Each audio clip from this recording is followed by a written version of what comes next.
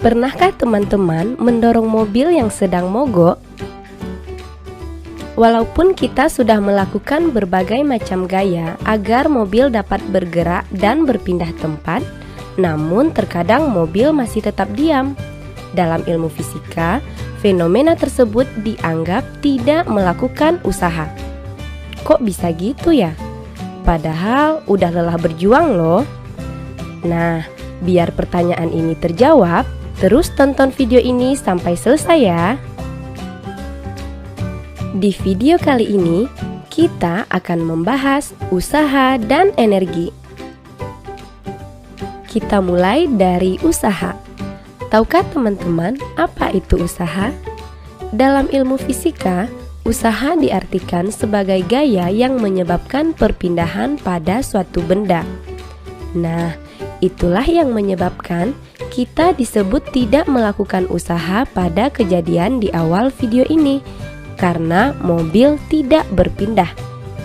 Jadi, sebesar apapun gaya yang kita berikan, jika tidak ada perpindahan, sama aja kita nggak berusaha, atau usahanya sama dengan nol.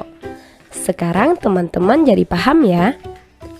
Dan dimensi dari usaha adalah M, L pangkat 2, T pangkat min 2. Selanjutnya, kita akan membahas cara menentukan besar usaha pada beberapa kasus.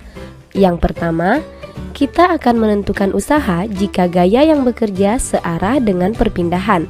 Misalnya, saat kita mendorong troli di minimarket, gaya yang dilakukan oleh tangan kita sejajar dan searah dengan perpindahan troli. Untuk peristiwa ini, usaha atau W sama dengan F kali S.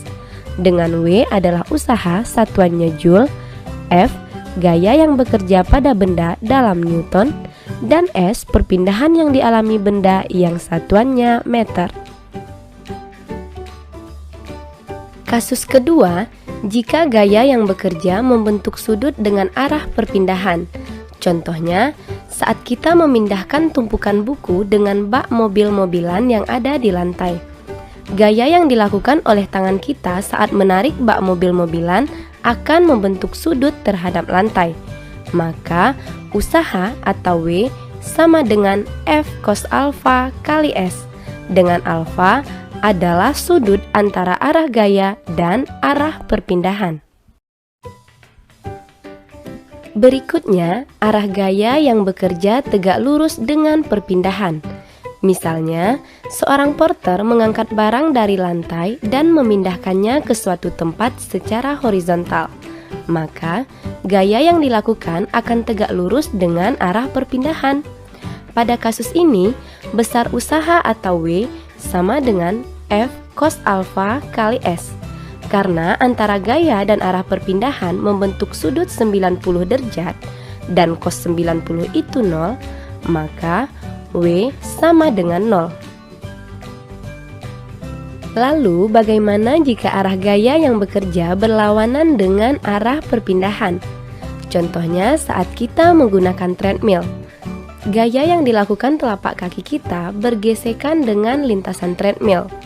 Untuk kasus ini, kita masih menggunakan rumus yang sama, yaitu W sama dengan F cos alfa dikali S.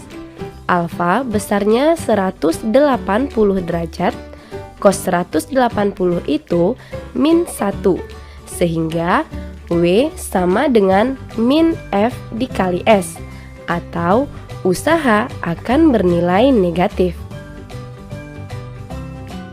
Kemudian, besarnya usaha jika gaya yang bekerja tidak menyebabkan perpindahan.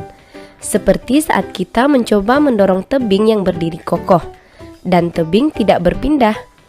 Ingat ya, tadi kita udah bahas, meskipun gaya yang kita berikan besar, namun jika gaya tersebut tidak menyebabkan perpindahan, maka kita dikatakan tidak berusaha, atau W sama dengan 0. Yang terakhir, menentukan usaha berdasarkan grafik F delta X. Penyelesaiannya sederhana saja teman-teman.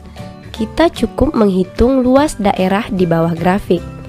Nah, Itulah beberapa cara menentukan besarnya usaha.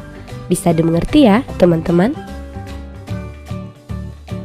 Pembahasan kita selanjutnya adalah energi.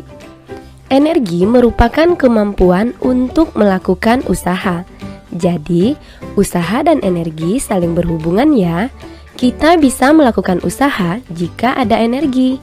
Dimensi energi adalah M, L pangkat 2, T pangkat min 2. Energi ada beberapa bentuk, tapi di video kali ini kita akan membahas energi potensial, energi kinetik, dan gabungan keduanya atau energi mekanik. Kita bahas dari energi potensial.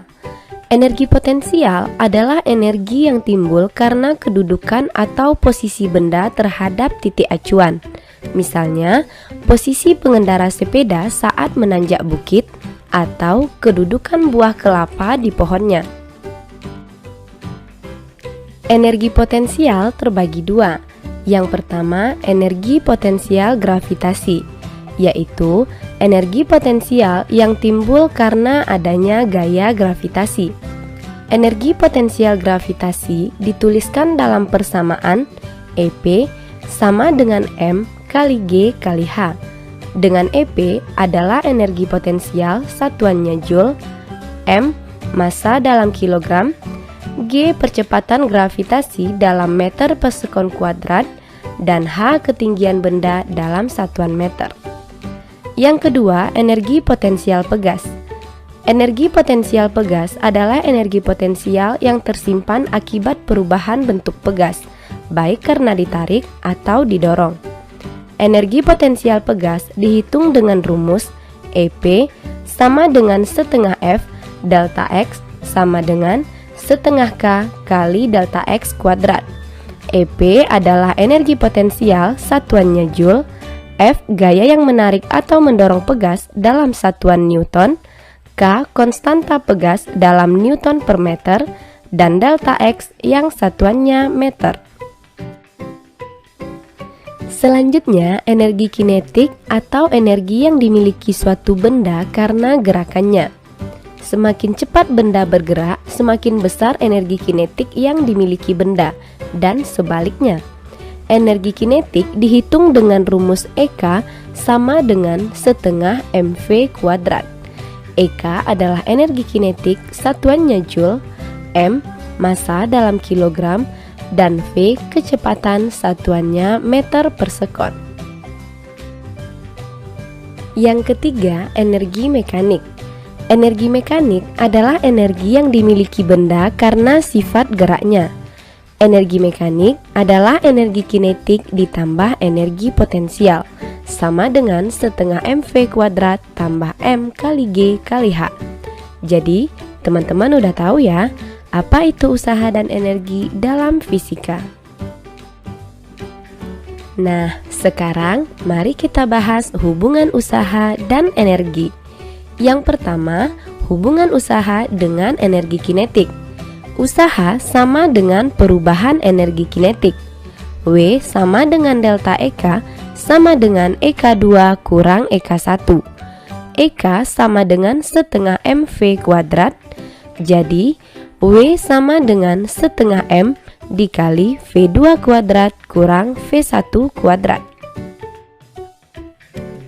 Yang kedua, hubungan usaha dan energi potensial.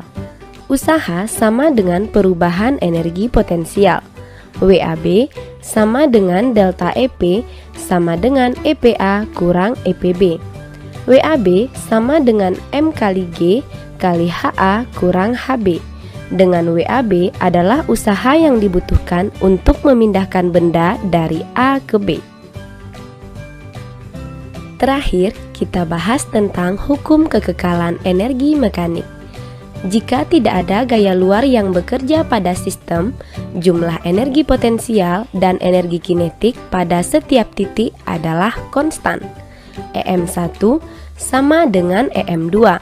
EM1 sama dengan EK1 tambah EP1 dan EM2 adalah EK2 tambah EP2 setengah MV1 kuadrat tambah M kali G kali H1 sama dengan setengah MV2 kuadrat tambah M kali G kali H2. Kita perlu ingat, jika benda dilepas dengan kecepatan awal, artinya V0 sama dengan 0. Jika benda mencapai titik tertinggi, Vt sama dengan 0. Dan jika benda jatuh di permukaan tanah, H sama dengan 0. Teman-teman, jadi di video kali ini kita udah belajar persamaan usaha, yaitu hasil kali gaya dengan perpindahan. Hubungan usaha dengan energi kinetik, yaitu usaha sama dengan perubahan energi kinetik setengah M dikali V2 kuadrat kurang V1 kuadrat.